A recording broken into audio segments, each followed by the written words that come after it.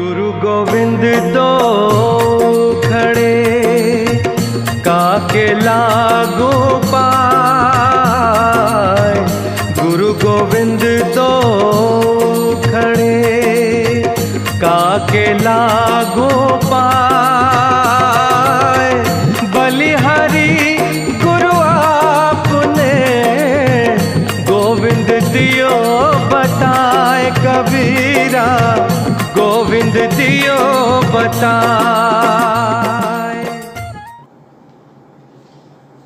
नमस्ते। तो कबीर के दोहों में धीरे धीरे डूबने का एहसास हो रहा है कि हमारा विचारों का स्तर थोड़ा थोड़ा धीरे आगे जाता जा रहा है। तो आज हम बिना किसी भूमिका के दोहा शुरू करते हैं। देखें, 4 नंबर। सुखिया सब संसार है खाए और सोवे। सुखिया सब संसार है खाए और सोवे, और दुखिया दास कबीर है जागे और रोवे। शब्दार्थ देखें कि सुखिया माने सुखी, सब संसार है माने सारे संसार के लोग, संसारिक प्राणी। खाए और सोवे, क्या करते हैं? वो खाते हैं और आराम से सोते हैं। दुखिया दास कबीर है, कबीर नाम का जो व्यक्ति है वो दुखी है। क्यों दुखी है? जागे और रोवे, क्योंकि उसे ज्ञान हो गया इसलिए वो जागता रहता है और रोता रहता है। ये तो था शब्दार्थ, और शब्दार्थ से कुछ समझ में आ जाए ये मुश्किल बात है। तो अब मैं आपको समझा रही हूँ कि कबीर ने ऐसा क्यों कहा, विरोधी बात, कि ये संसार के लोग सुखी हैं और कबीर दुखी है।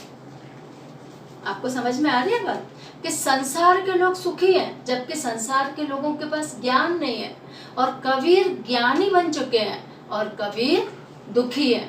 ऐसी बात को कहते हैं विरोधाभास, है ना। बिल्कुल उल्टी विपरीत बात की जा रही है कि जल में मीन प्यासी और मैं सुन आवे हासी, है ना। कि पानी के अंदर जब मछली है तो वहां तो उसे खुश होना चाहिए, फिर भी वो वहां दुखी क्यों है।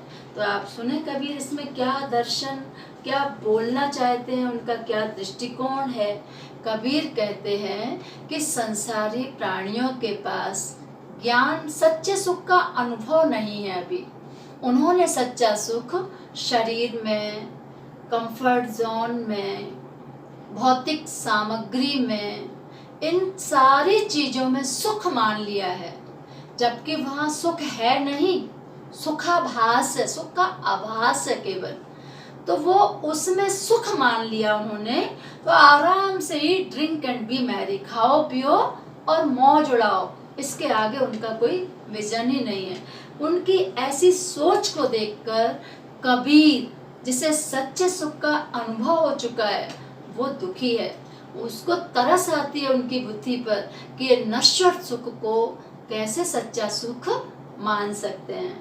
बिल्कुल उसी तरह जैसे आप अभी 10वीं कक्षा की आपको परीक्षा देना है, आपको उसका कोई बर्डन नहीं है, आपको कोई चिंता नहीं है। लॉकडाउन हो गया, मजा आ गया, टीचर नहीं आ रही है, मजा आ गया, आज क्लास ही नहीं लगेगी।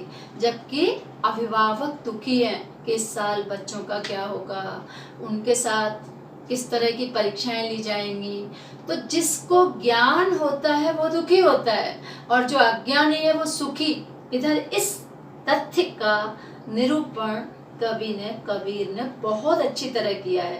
तो कबीर के दुख का कारण ज्ञान होना है, लेकिन क्यों, ये आपको बहुत अच्छी तरह समझ में आ गया होगा। तो हमें ऐसा सुखी नहीं बनना है कि अज्ञानता के कारण हम सुखी हों। हमें अपना ज्ञान प्रकट करना है, फिर संघर्ष करना है और सच्चे सुख की प्राप्ति करना है। अगला देखें, विरह भुवंगम तन बसे मंत्र न लागे कोय। कवि कहता है कि विरह माने, जो हमने शुरू में आपको शब्द बताया था, वियोग, किसी से बिछुड़ना। भुवंगम माने होता है सर, सांप।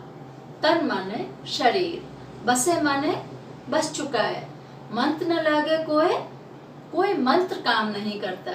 और राम वियोगी, राम का जिसको वियोग हो गया है, ना जीवे, जीवित नहीं रहेगा। और जीवे तो बौरा होए, अगर किसी तरह वो जिंदा रहता भी है तो बौरा का अर्थ होता है पागलों की तरह, उन्मादी की तरह आचरण करता है। अब आप इसका अर्थ समझिए। कबीर कहते हैं कि जिसको भगवान की ललक लग गई है, जिसको सच्चे सुख की प्राप्ति हो गई है, उसको उस स्वानुभूति के क्षण से बाहर आना, दैनिक जीवन में उन कामों में लगना, उसे बिल्कुल रास नहीं आता, उसका मन नहीं लगता, वो इन चीज़ों से अनासक्त होकर काम करता है, क्योंकि उसे तो सच्चे सुख का खजाना मिल चुका है। और कबीर कहते हैं किसी तरह किसी कारण से हर समय 24 घंटे तो हम आत्म अनुभूति में बैठ नहीं सकते हैं। दैनिक ज़रूरतों के लिए हमें बाहर के काम करना ही पड़ते हैं।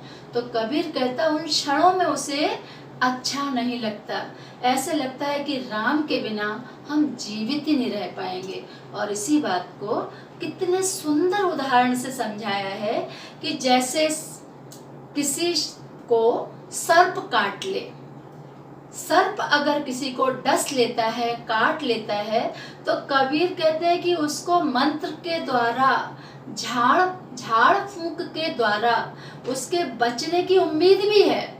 लेकिन जिसको अर्थात कबीर को जो राम के वियोग रूपी सर्प ने काट लिया, अर्थात थोड़ी देर के लिए भी जो आत्मा से अलग रहना पड़ता है, उससे वो बिल्कुल सामान्य व्यक्ति की तरह आचरण नहीं कर पाता, उन्मादी सा आचरण करने लगता है। इधर कबीर ने आत्म अनुभूति के महत्व को बताया है। मुझे लगता है इसके लिए थोड़ी ज़्यादा मेहनत लगेगी, एक बार फिर समझाएंगे। इसी के साथ अगला दोहा। हम घर जाल्या आपना, लिया मुराड़ा हाथ, अब घर जालो तास का, जे चले हमारे साथ। कबीर अंत में हर संसारी प्राणी को उपदेश देते हैं। ध्यान रखना कि बड़े भाई साहब में भी उपदेशात्मक शैली थी और कबीर भी उपदेश के द्वारा ही संसारी प्राणी को समझा रहे हैं। तो कबीर कहते हैं कि हमने अपना घर, जालिया माने जला डाला है, आपड़ा माने अपना, लिया माने लेकर, मुराड़ा माने मशाल, हाथ माने हाथ में। हमने ज्ञान रूपी मशाल लेकर, ज्ञान रूपी टॉर्च लेकर हमने अपने मोह राग द्वेष रूपी शत्रुओं का खात्मा कर डाला है। मोह मतलब किसी नश्वर चीजों के प्रति आसक्ति का भाव, राग मतलब उन्हीं के बिना जीवन जीने की कल्पना भी ना करना, द्वेष मतलब जो हमारी सुविधाओं को छीन ले उसके प्रति द्वेष करना, जो हमारी प्रशंसा ना करे उससे द्वेष करना, बुरा सोचना, बुरा करना।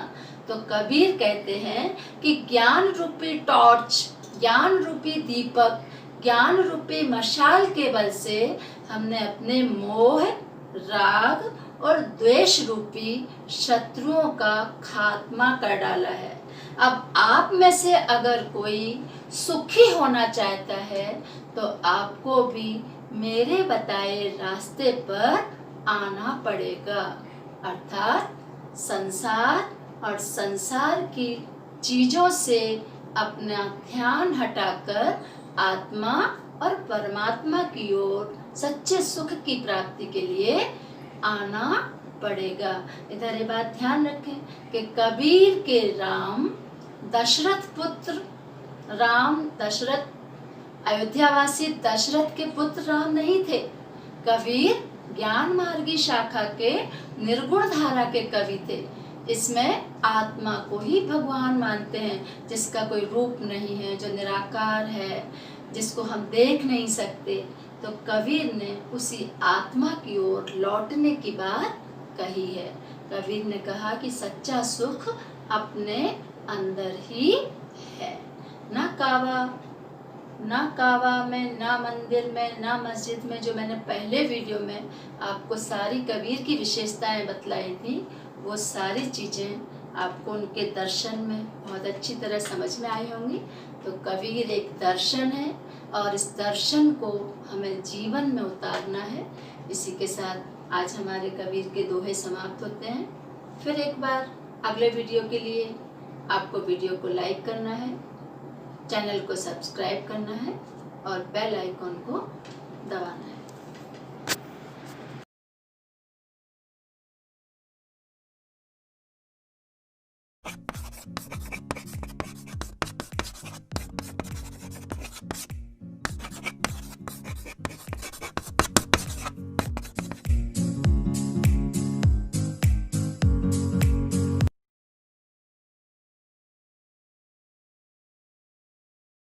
Subscribe now and press the bell icon. Never miss an update.